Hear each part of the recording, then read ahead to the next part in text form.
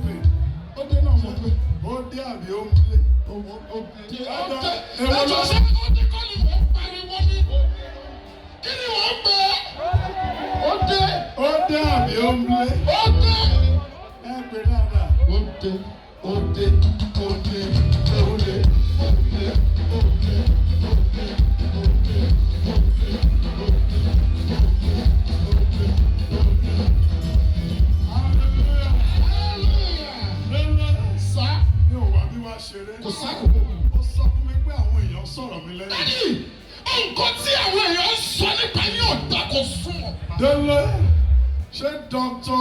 Yinka Ayefele wà lára wọn? Daddy, ẹ̀wọ̀n tí wọ́n lọ kọ́tù bẹ́ẹ̀. Kí náà ni mo ṣe? Àwọn èèyàn máa ń sọ wípé bẹ́ẹ̀ ṣe wà yìí látọjọ́ tí ìjọba ti bẹ̀rẹ̀ ṣe iṣẹ́ àmì àti iṣẹ́ ìyanu kan rí. Ondo sọ bẹ́ẹ̀. Dele kí náà tún sọ? Wọ́n sọ wípé mọ̀jú orí àti ìdá mẹ́wàá lọ. Wípé tẹ́ ẹ bá ti especially MON wọ́n ní tẹ́ ẹ bá ti rí owó báyìí gbogbo nǹkan tó ṣe yín ti tọ̀. Ẹ ti ní kí n má sọ fún wọn mo sọ fún wọn báyìí. Ẹ lè gbé gẹ̀ẹ́sì. Àgbà nínú àwọn wòlíì. Fẹ́gẹ̀. Daddy, ó dà pé tí wọ́n fẹ́ fẹ́ ju ti yín lọ. Wo dáadáa. Daddy, ìyá ti jọ tá yín. Ṣé ẹ̀rí bọ́ ṣe jẹun lónìí? Dele, Sir. Apology to everybody. Yes. I have come here to redeem my image. That's it. Onídàádì ò mọ̀ ju owó lọ. Bẹ́ẹ̀ni. Lónìí, wà á rí ìyanu ojúkorojú. Kílà. Ẹ̀rù apá ẹ̀. Dele. Sir. Kó àwọn wèrè yẹn wọlé wá. Wò mí sàn.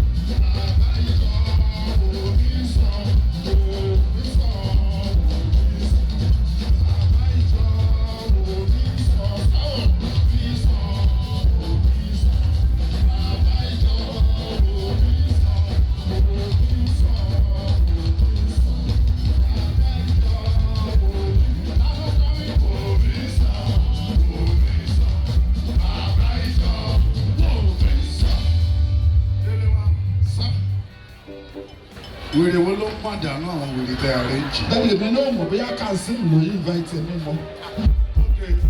Nínú àwọn wèrè mi ò lè àrẹ́jì. Daddy, wèrè méjì ni mo ní kó arrange. Wèrè mẹ́ta mò ń wé iná.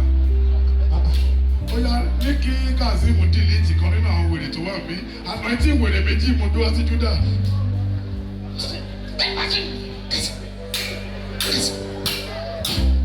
Ní kó mú kan kúrò nínú àwọn wèrè ìjọ. Daddy sọ pé ṣebí ẹ̀yin méjì làwọn arrange. Báwo lẹ ṣe pé mẹ́ta? Má bí lẹ́jọ́ ní kó yọ̀kan náà àwọn wèrè yìí. Wọ́n kò yọ̀kan náà àwọn wèrè méjì tó mú wá.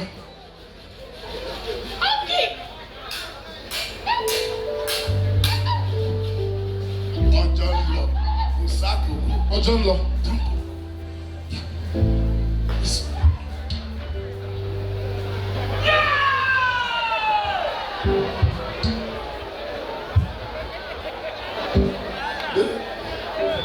Bàbá mi ò lè fẹ́, ìyá mi ò lè fẹ́, èmi nìkan mo lè fẹ́.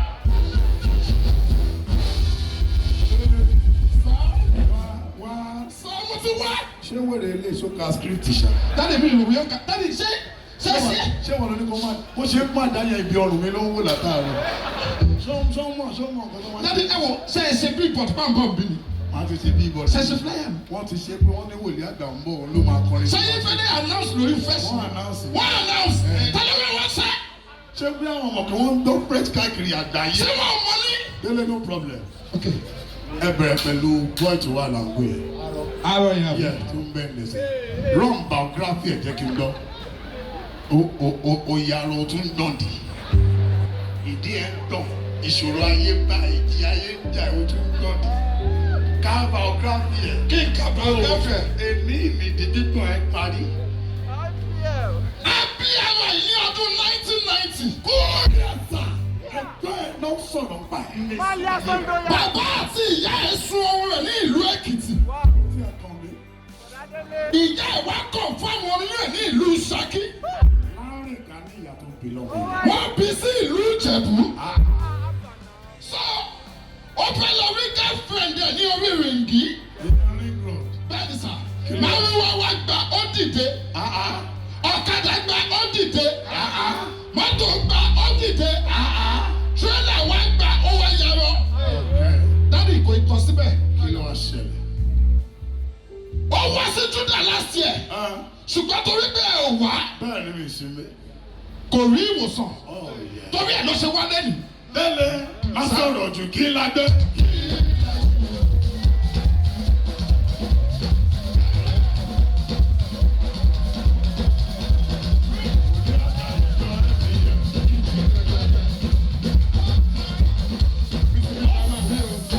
Délé àwa yìí Olúwa. Bẹ́ẹ̀ Ẹni ni arọ ẹ dópin. wọ́n àgbàbọ̀ ṣíbìlà. Kókó tún wà lórí ẹ̀. Ogun ayé ẹ̀kọ́. Èwo ló fẹ́ ṣe kókó ló fẹ́ reduce àbí? Àbẹ́sẹ̀. Ẹsẹ̀ ni kókó ìwà ń kọ́. Kọ́rísà tó bá jẹ́gbẹ́ lóòótọ́ la kẹ́mi. Kò sẹ́ni tó pè ẹ́. Èmi ni wọ́n pè tí mo ti pè é. Aṣáájú ẹlẹ́ẹ̀dẹ́gbẹ̀ẹ́dẹ́. Wọ́n máa pè ẹ́ bóyá orí text message. Èmi ni kò máa wò. Kò sí time. Leave the place.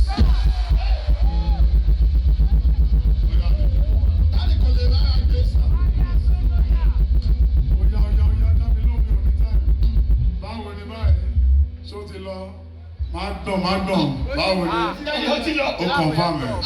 Ó kú oríire kan bá mi.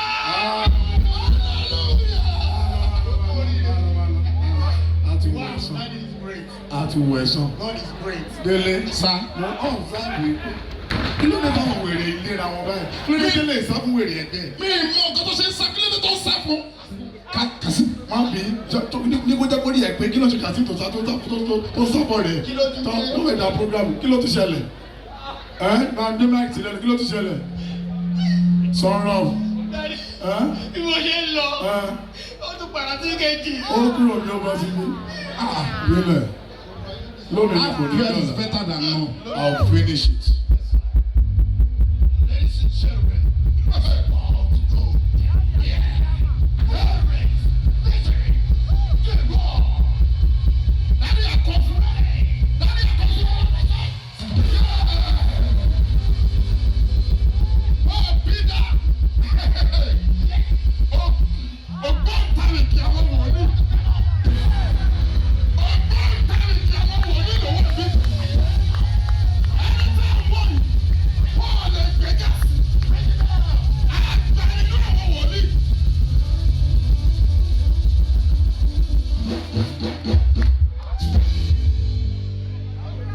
Báwo ni báyìí? sọ̀rọ̀.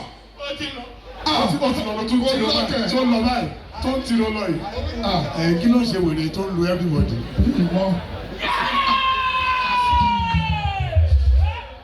Mo ní bàbá mi ò lè bẹ́, ìyá mi ò lè bẹ́, ẹ̀mí ni mo lè. I can't take this. Wèrè ṣé o mọ̀ rí?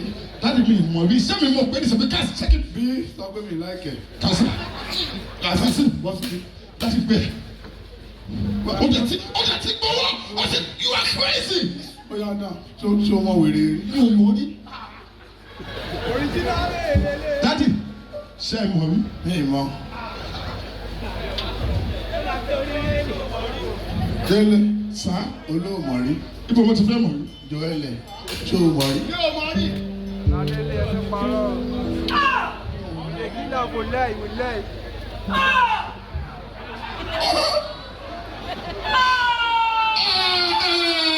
Wọ́n fẹ́ gbé dáàdi lọ́rùn. Bàbá mi ò lè bẹ́, ìyá mi ò lè bẹ́, ẹ̀mí ni mo lè.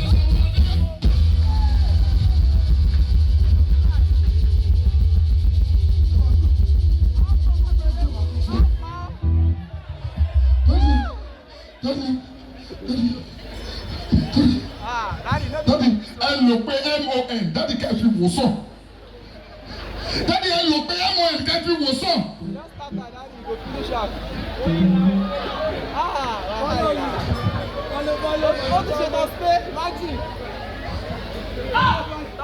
Daddy, àṣẹ máa ń bẹ̀rù báyìí.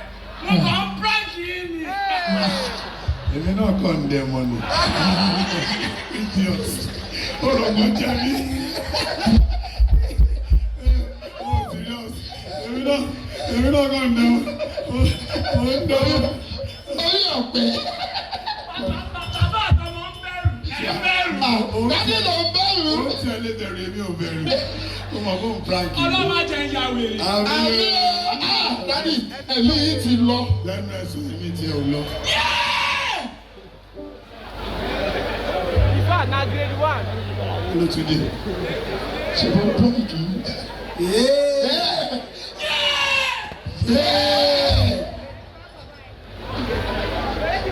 Bàbá mi ò lè bẹ́.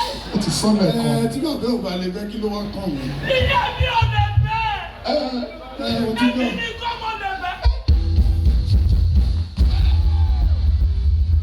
Dádì ó prank yín nìjọ.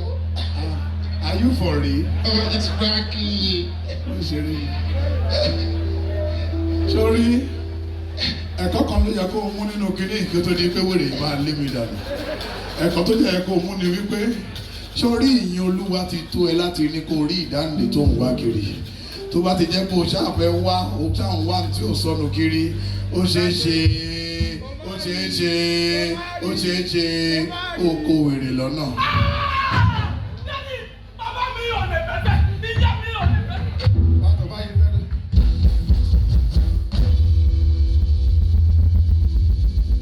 Àṣẹ kìkì ọ̀rọ̀ láyé tẹ́lẹ̀. Ayé lọ́dọ̀ tó pé go down. Ọlọ́run ìfẹ́ ayé tẹ́lẹ̀.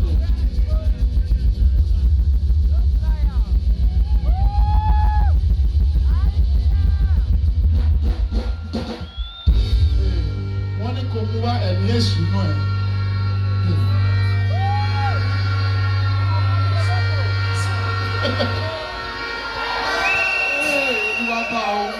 Ó yẹ kẹ́ ẹ pariwo wá.